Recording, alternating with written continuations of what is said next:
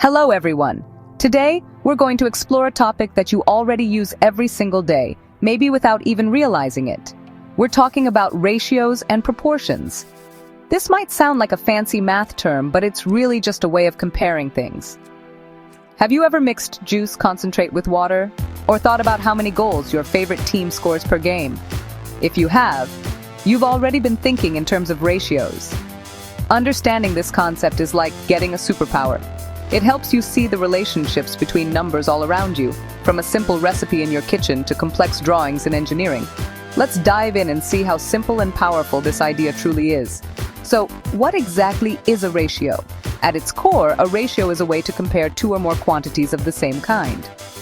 Think about a fruit bowl on your table. Let's say it has 5 apples and 3 oranges. If someone asks you to compare the number of apples to the number of oranges, you could say, there are 5 apples for every 3 oranges. You've just created a ratio. It's that simple. A ratio doesn't tell you the total number of fruits, but it tells you the relationship between the quantities of apples and oranges. This comparison helps us understand the relative amounts of different things within a group, giving us a clear picture of its composition. Now let's talk about how we write this down in a mathematical way. There are a few common ways to express a ratio, and they all mean the same thing. Using our fruit bowl example, the ratio of apples to oranges is 5:3. We can write this using a colon like this, 5:3. We can also write it as a fraction, which is 5/3. Finally, we can simply write it out in words, 5:3. The order is very important here. Since we are comparing apples to oranges, the number for apples, which is 5, comes first. If we wanted the ratio of oranges to apples, we would flip it and write 3:5. Just like with fractions, we can often simplify ratios. Imagine you are baking and a recipe calls for 10 cups of flour and 4 cups of sugar. The ratio of flour to sugar is 10:4. To simplify this, we look for the greatest common divisor for both numbers. In this case, both 10 and 4 can be divided by 2, so we divide both parts of the ratio by 2. 10 divided by 2 is 5, and 4 divided by 2 is 2. This gives us a simplified ratio of 5:2. This means for every 5 parts of flour, you need 2 parts of sugar. The simplified ratio is easier to work with, but represents the exact same relationship. Now that we have a good handle on ratios, let's move on to the next big idea, proportions. If a ratio is a comparison of two numbers, a proportion is a statement that two ratios are equal. It's like saying that two different-looking fractions are actually the same. For example, we know that the fraction 1/2 is the same as 2/4. That's a proportion. In the language of ratios, we would say that the ratio 1:2 is proportional to the ratio 2:4. A proportion is essentially an equation that sets two ratios equal to each other. It tells us that the relationship between the quantities is the same in both situations, even if the actual numbers are different. Let's go back to our baking example. We had a simplified ratio of 5 cups of flour to 2 cups of sugar, or 5:2. What if you wanted to make a much larger cake and decided to use 20 cups of flour? How much sugar would you need? This is where proportions come in to save the day. We can set up a proportion to find the unknown amount of sugar. We know the first ratio is 5:2. The second ratio will be 20 cups of flour to some unknown amount of sugar, which we can call x. So our proportion looks like this. 5/2 equals 20/x. We are stating that these two ratios must be equal to keep our recipe tasting the same. Solving a proportion is where the real magic happens. The most common method is called cross multiplication. For our proportion, 5/2 equals 20/x, we multiply the numerator of the first ratio by the denominator of the second, and the denominator of the first ratio by the numerator of the second. This gives us an equation. 5 times x equals 2 times 20. When we do the math, we get 5x equals 40. To find x, we just need to solve this simple equation. We divide both sides by 5, and we find that x equals 8. So you would need 8 cups of sugar for 20 cups of flour to keep the recipe proportional. The key difference to remember is that a ratio compares two numbers, while a proportion is an equation stating that two ratios are equal. Think of it this way. A ratio is a single snapshot of a relationship, like 5 apples to 3 oranges. A proportion connects two of these snapshots and says they show the same relationship, such as 5 apples for 3 oranges is the same as 10 apples for 6 oranges. Understanding this connection is crucial because it allows us to scale things up or down while keeping their relationships consistent, which is an incredibly useful skill in many different fields.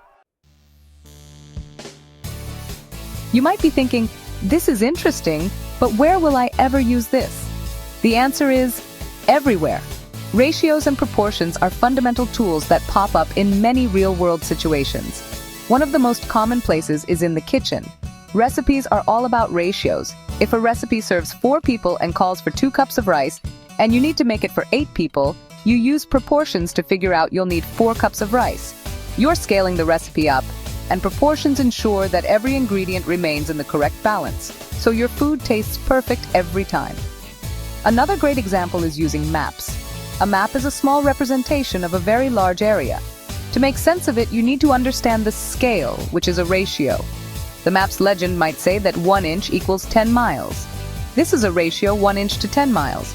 So if you measure the distance between 2 cities on the map and find it's 5 inches, you can set up a proportion to find the actual distance.